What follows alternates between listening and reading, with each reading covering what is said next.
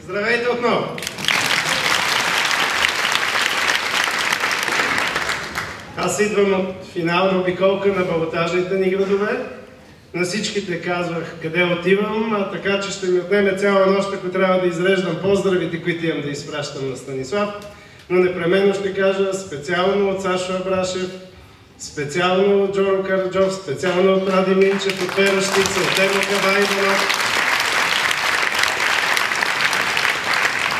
Всичките казаха едно и също. Прекрасен човек, предай му поздрави, кураж, успех. Така че за мен е огромна радост да ги предам. Огромна радост да кажа, че 10 тура да имат изборите в Свищов, на 10-те ще бъда тук, бъдете сигурни.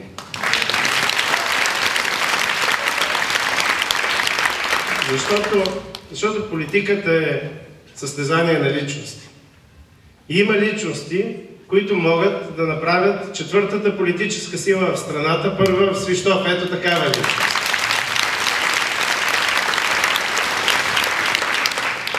Има, между другото, и личности, които могат да направят първата четвърта, пак в Свищов.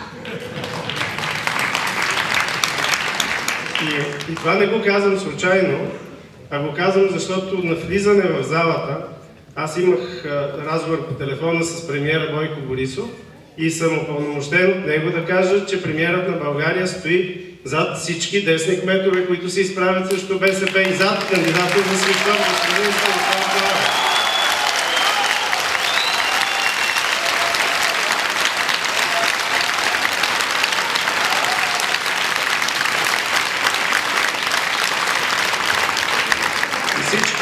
Всички разбирате, че това не е случайно. Защото той дет прави първата политическа сила четвърта, това, че се е събрал с БСП и с ДПС и с Атака, не променя факта на коалицията БСП, ДПС и Атака.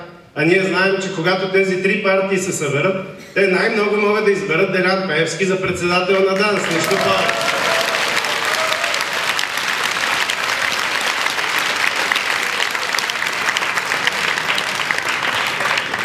И понеже споменах тази мрачна коалиция и мрачните отрочета, скъпи приятели, всички живеем със страха, че ганевщината ще ни залее.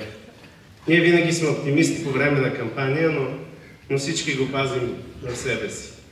Всички живеем със страха, че културата ще напусне тази страна.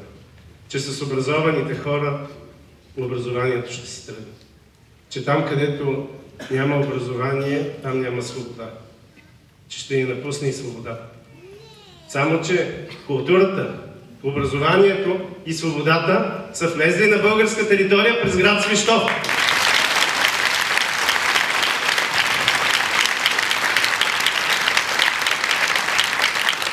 И ако не дай Боже си тръгват, Свищов няма да е първия, ще е последен. Свищов ще е крепост, в която ще стоим и ще браним свободата, културата и образованието на България до последния момент.